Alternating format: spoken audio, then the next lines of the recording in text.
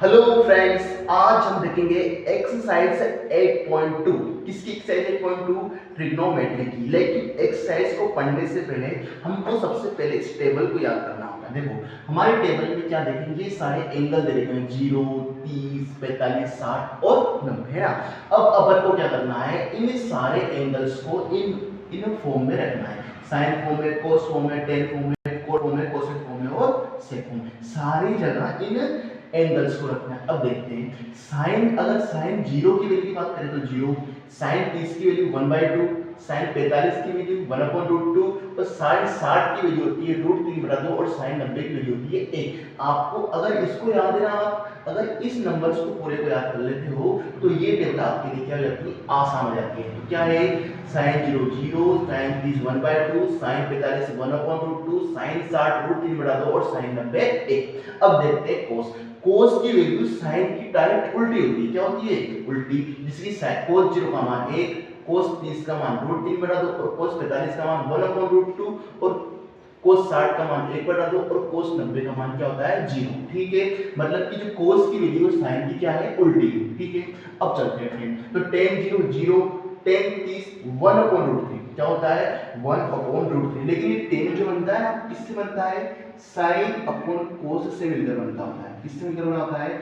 लेकिन जब क्या करते हैं, साइन की वैल्यू में अपन कोस की वैल्यू से भाग लगाते हैं ना, तब हमें किसकी वैल्यू मिल जाती है? अपन tan की वैल्यू मिल जाती है ना। तो tan 0 0, tan 30 1/√3, tan 45 1, tan 60 √3 और tan 90 की वैल्यू होती है नॉट डिफाइंड। क्यों होती है? क्योंकि हम जानते हैं साइन 90 क्या होता है 1 और cos 90 क्या होता है 0, जो कि अनंत फॉर्म में आता है, जो कि नॉट डिफाइन होता है। मतलब इसको डिफाइन नहीं कर सकते क्योंकि ये क्या फॉर्म है, अनंत की फॉर्म है। ठीक है, अब चलते हैं कोट। कोट किसका उल्टा होता है? डायरेक्ट tan का उल्टा। कैसे? कोट को हम लिख सकते हैं 1/10। किसमें लिख सकते हैं? 1/10। तो हम जानते हैं सर कि tan 0 की वैल्यू क्या होती है? 0। और हमने क्या देखा है कि कोट हमेशा tan का क्या होता है? उल्टा।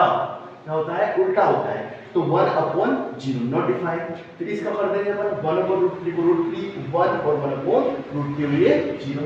इस प्रकार से बात करें कोसेक, हमने क्या देखा था? कोसेक क्या होता है? 1/0।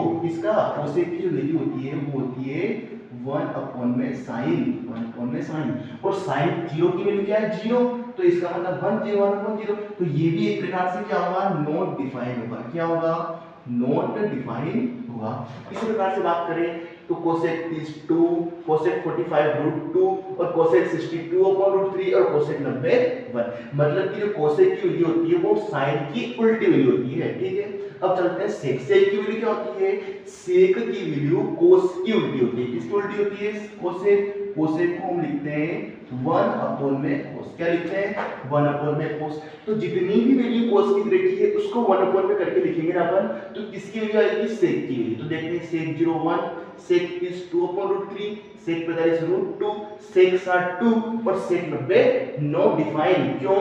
क्योंकि हमारे पास कोसेक कोस 90 की वैल्यू आती है 90। तो इसी प्रकार से बात करें तो सेक 90 की वैल्यू होती है नॉट डिफाइन, क्योंकि इसको क्या लिखेंगे अपन? 1/0 की फॉर्म में लिख देंगे। इस प्रकार से अपन को क्या करना है? पूरी टेबल को याद करना है। ठीक है, तो हम क्या करेंगे? सबसे पहला काम ये है कि इसको सबसे पहले नोटबुक में नोट करेंगे और उसके बाद इसको क्या करेंगे? याद करेंगे। कुछ भी करना, आपको केवल साइन की वैल्यू याद करनी है। किसकी वैल्यू याद करनी है? साइन की वैल्यू याद करनी है। अगर आप साइन की वैल्यू याद कर लेते हो तो ये सारी वैल्यू निकालना आपके लिए क्या हो जाएगा? आसान हो जाएगा। ठीक है बच्चों, तो इसको आप नोट कर लेना। ठीक, अब इसको क्या कर देते हैं? रफ कर। अब क्या पढ़ेंगे हम? एक्सरसाइज 8.2 के क्वेश्चंस। क्या करेंगे हम? एक्सरसाइज 8.2 के क्वेश्चन। कल हमारे एक या दो क्वेश्चन 8.1 के छूट गए। ऐसा क्यों हुआ था? क्योंकि मुझे पता नहीं था कि मेरे जो फोन की बैटरी है वो डिस हो चुकी थी, है ना। और इससे क्या होता? मेरा वीडियो बंद हो गया था। ये मुझे कब पता चला? जब मैंने पूरी क्लास खत्म कर ली और मुझे पता चला कि मेरा क्लास 8.1 का क्वेश्चन नंबर लास्ट वाला और उससे सेकंड क्लास वाला आधा छूट गया था। तो जब भी हमें टाइम मिलेगा तो हम उससे एक्सरसाइज के दोनों क्वेश्चंस कर लेंगे। अगर आपको आते हैं तो ठीक है, नहीं आते तो आप मुझे कमेंट कर देना, तो मैं उसकी सॉल्यूशन डाल दूंगा। ठीक है, अब देखते हैं 8.1 का क्वेश्चन नंबर 1। देखते हैं सबसे पहले कि क्या क्वेश्चन है। देखो लिखा हुआ है सर कि हमको क्या करनी है, इन सभी की वैल्यू निकालनी। क्या निकालनी है? वैल्यू निकालनी है। किसकी निकालनी है? क्वेश्चन नंबर 1 का 1 क्वेश्चन क्या कहता है कि सर sin 60, इसके अलावा दे रखा है cos 30, तो cos 30 ठीक है। अभी हमने सभी की वैल्यू देखी है, जस्ट देखी है, और sin 30 और साथ में लिखा हुआ है cos 60। और हमने एक टेबल बनाया था, टेबल में हमको लगभग सारी की वैल्यू पता थी। तो हम क्या जानते हैं कि सर sin 60 की वैल्यू क्या होती है, कि हम जानते हैं सर कि जो sin 60 की वैल्यू होती है ना, वो क्या होती है, √3/2 होती है। क्या होती है? √3/2। और जो sin 60 की होती है भाई किसकी होती है? cos 30 की होती है। तो इसकी वैल्यू क्या हो जाएगी? √3/2। फिर चलते हैं, sin 30 की वैल्यू क्या होती है सर? 1/2। क्या होती है? 1/2। और जो sin 30 की होती है वो किसकी होती है? cos 60 की। तो उसको लिखते हैं अपन 1/2। अब चले आगे, हम जानते हैं सर ये √3 है और ये भी क्या है? √3। तो इसको क्या लिखते हैं अपन? √3 का स्क्वायर। क्या लिखते हैं अपन इसको? √3 का स्क्वायर लिख सकते हैं। और √3 का स्क्वायर होता है ओनली फॉर 3। क्या होता है? 3। तो इसके आंसर आएगा 3/4। क्योंकि इसका इससे मल्टीप्लाई करेंगे तो 3 आएगा, 2 का 2 से मल्टीप्लाई करेंगे तो क्या आएगा? 4 आएगा। क्या आएगा? 4 आएगा। फिर देखते हैं 1/2 का 2 से मल्टीप्लाई करेंगे तो 4। अब देखिए हम जानते हैं सर कि डिनोमिनेटर में अगर हमारे वैल्यू सेम है, देखो यहाँ भी 4 है और यहाँ भी 4 है, तो हम इनको क्या कर सकते हैं? डायरेक्ट ऐड कर सकते हैं। क्या कर सकते हैं? ऐड कर सकते हैं। तो 3 को 1 में ऐड करेंगे तो क्या बनेगा? 4/4 और 4 से 4 कैंसिल होगा तो आंसर कितना आएगा? 1। ठीक है, तो अपना उत्तर क्या आ गया अपने पास? 1। ये किसका आंसर हो गया? क्वेश्चन नंबर 1 का 1। इसमें क्या करना था? अपन को वैल्यू को निकालना था, मतलब कि मान को निकालना था। आप ये प्रश्न की जो हिंदी है वो आपकी किताब से एनसीईआरटी की बुक है आपके पास क्लास 10 की, उसमें देख सकते हैं। ठीक है, अब क्वेश्चन नंबर 1 का सेकंड देखते हैं। हमारे पास क्वेश्चन नंबर 1 का सेकंड क्या देखा है कि 2tan² 45 क्या होता है? 2tan² 45 प्लस cos² 30, और इसके बाद लिखा हुआ है अपने पास माइनस का sin² में 60 डिग्री। ओके, अब हम जानते हैं सर कि हम जानते हैं कि tan 45 की वैल्यू होती है 1। क्या होती है? 1।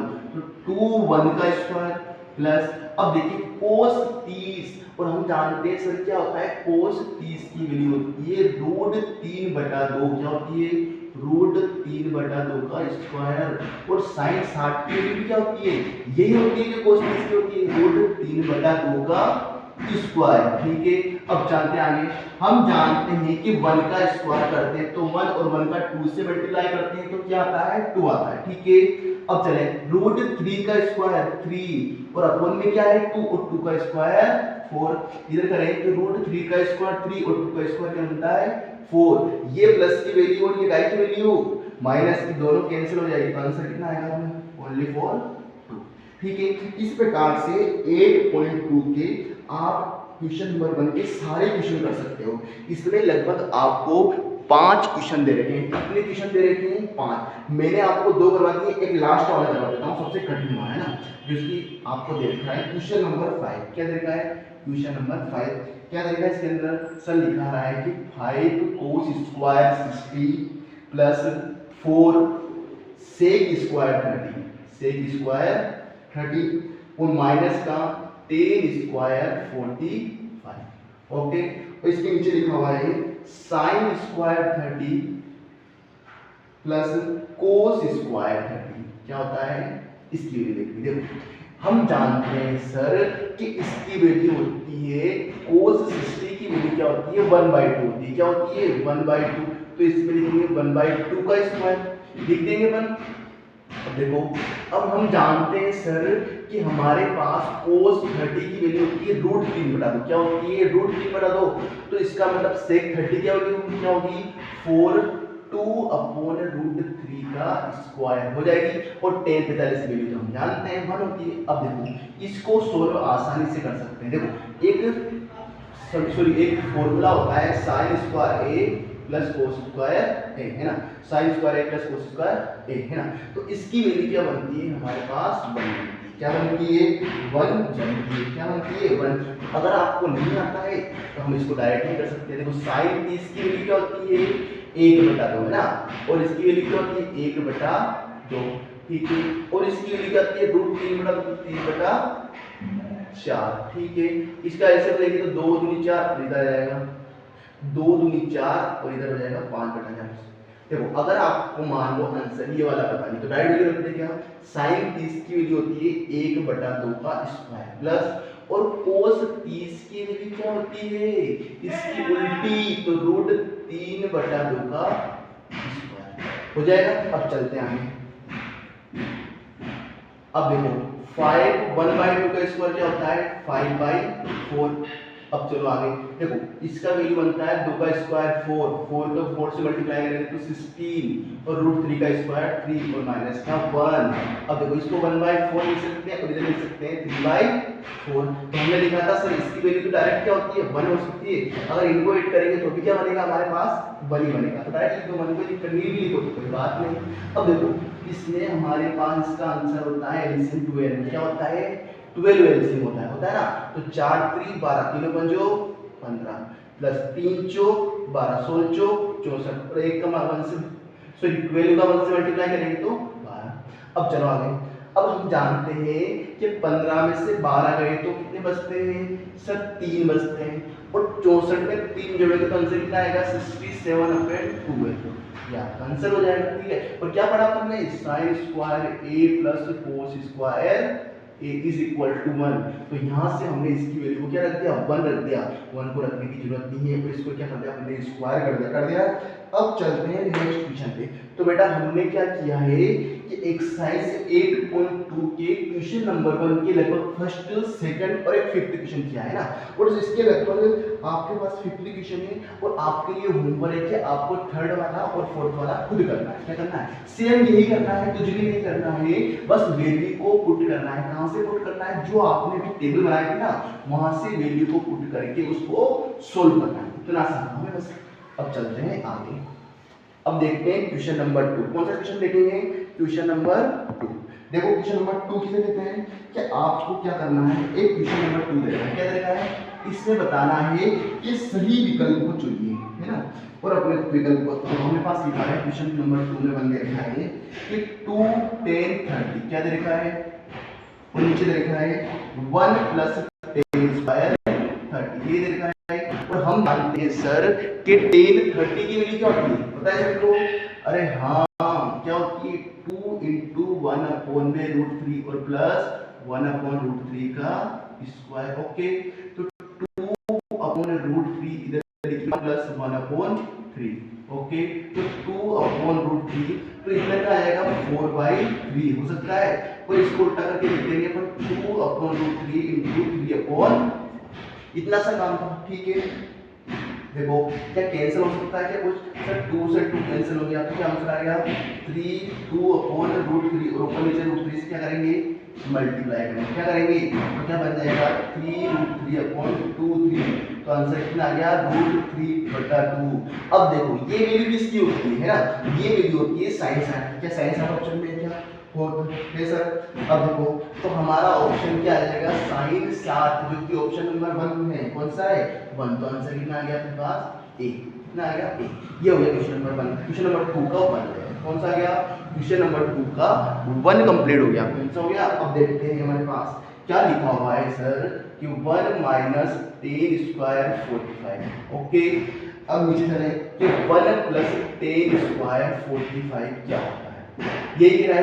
तो हम जानते हैं सर कि हमारे पास 10 45 की वैल्यू कितनी होती है 1 होती है, क्या होती है 1 और 1 + 1 तो कितना आंसर आ गया अपने पास 0।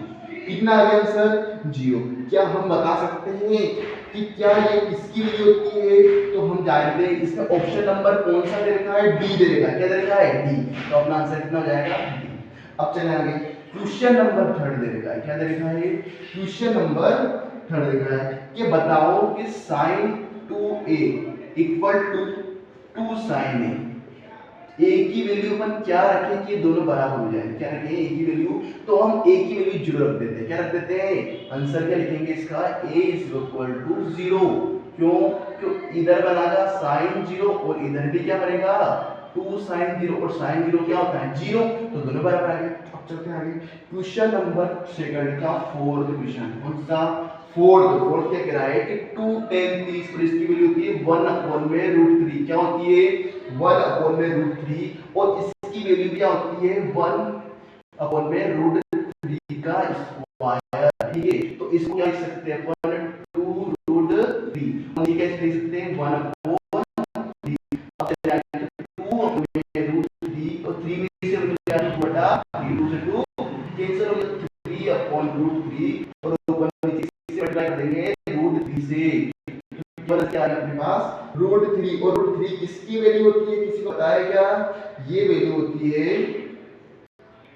कोट 30। किसी कोट 60। किसकी वैल्यू होती है? कोट 60 की। चलो एक बार देखते हैं क्या हमारा और 1/√3 का स्क्वायर करता है तो 2/√3 और 1/√3 का बनता है 3। तो 3 से 1 गया तो 3 में से 1 गया तो 2/3 से 2 से 2 कैंसिल हो गया तो 3/√3 बचा।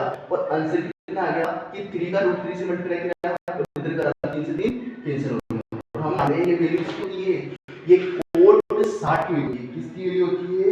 ये कोट 60 की वैल्यू होती है। किसकी वैल्यू होती है? कोट 60 की वैल्यू होती है। अब चलते हैं हम आगे हमारे अगले क्वेश्चन पर। किस पर? अगले क्वेश्चन पर। देखो क्या देखते हैं कि भैया क्वेश्चन नंबर 3 दे रखा है। क्या दे रखा है कि सर क्वेश्चन नंबर 2 तो कंप्लीट हुआ है, लेकिन हम किस पर चलेंगे अपन? क्वेश्चन नंबर 3 पर। किस पर चलेंगे? क्वेश्चन नंबर 3 पर। देखते हैं क्वेश्चन नंबर 3 क्या कह रहा है कि सर हमारे पास लिखा हुआ है कि 10a+b। क्या लिखा हुआ है? 10a+b equal to √3। क्या लिखा हुआ है कि 10a+b की वैल्यू क्या है? √3 है। और 10a - b की वैल्यू दे रखी है हमारे पास 1/√3। तो क्या कह रहा है कि आपको a और b, इसकी a और b का क्या निकालना है? मान निकालना है। देखो देखो इसमें क्या लिखा हुआ है? √3। और √3 किसकी वैल्यू होती है? 10 30 की वैल्यू होती है। क्या होती है? 10 30 की वैल्यू, सॉरी 10 60 की होती है। किसकी होती है? 10 60 की। और ये वैल्यू किसकी होती है? 10 30 की। तो यहाँ से 10 से 10 कैंसिल हो गया और यहाँ से भी 10 से 10 कैंसिल हो गया। तो आगे क्या करना हमारे पास कि a + b = 60 और इधर क्या बना? a - b = 30। ओके, क्या यहाँ से कैंसिल नहीं हो सकता? क्या यहाँ से ये कैंसिल हो गया? तो 2a = 90। तो a की वैल्यू कितनी आई थी हमारे पास? 45 डिग्री। क्या आई? 45 डिग्री। अगर a की वैल्यू 45 तो हमें बोला कि इसको इक्वेशन नंबर, इसको इक्वेशन 2, तो क्या हम a की वैल्यू किस पे रख सकते हैं? इक्वेशन 2 में नहीं रख सकते क्या? इक्वेशन 2 में नहीं रखो तो किस पे रख दो? इक्वेशन नंबर 1 में। तो कितना आ गया? 45 + b = 60। तो b = क्या हो गया? 60 - 45। तो इसकी वैल्यू मतलब क्या होगा? इसका मतलब आया कि हमारे पास a की वैल्यू तो आई 45 और b की वैल्यू कितनी है हमारे पास? 15। कितनी आई? 15। इस प्रकार से इस सवाल को कर सकते हैं। अब देखिए, अब ये क्या कह रहा है कि ट्रू और फॉल्स बताना है। क्या बता रहे हैं? ट्रू और फॉल्स। क्वेश्चन नंबर 4 देखो क्या लिखा हुआ है कि sin a + b, क्या sin a + b = sin a और प्लस sin b होता है क्या? ये कह रहा है। देखो हम मान लें कि सर a की वैल्यू तो 60 और b की वैल्यू क्या है? 90। a की वैल्यू क्या बोल रहे हैं? 60 और b की वैल्यू क्या है? 90। 60 सॉरी 30 ले ली। क्या ले ली? 30। तो क्या बना? sin 90 और इधर क्या बन गया? sin 60 और sin 30 और sin 90 की वैल्यू 1 और इधर क्या हो गया? sin 60 की वैल्यू क्या होती है? √3/2 और इधर क्या हो जाती है? 1/2। क्या दोनों बराबर है? नहीं। तो अपना आंसर क्या जाएगा? फॉल्स। क्या जाएगा? फॉल्स। तो पहला क्या बना? फॉल्स बन गया फॉल्स। अब चलते आगे क्वेश्चन नंबर 7। क्या लिखा है? क्या थीटा में वृद्धि होने के साथ sin थीटा में वृद्धि होती है? क्या होती है? क्योंकि sin 90 की वैल्यू क्या है? 1। तो मतलब वैल्यू बढ़ती है तो ये भी हो जाएगा ट्रू। क्या हो जाएगा? ट्रू। अब चलते हैं थर्ड वाले पर। थीटा में वृद्धि होने के साथ cos थीटा के मान में वृद्धि होती है। क्या फॉल्स? क्योंकि sin तो किसका उल्टा होता है? sin सॉरी cos तो किसका उल्टा होता है? sin का। इसलिए हम कह सकते हैं कि भैया cos में थीटा में वृद्धि होने पर मान में वृद्धि नहीं होती है। ओके, देखो थीटा के सभी मानों पर sin थीटा बराबर cos थीटा होता है। सभी मानों पर नहीं होता है, केवल एक ही मानों पर होता है। इसलिए क्या हो जाएगा? ये भी फॉल्स। क्या हो जाएगा? फॉल्स।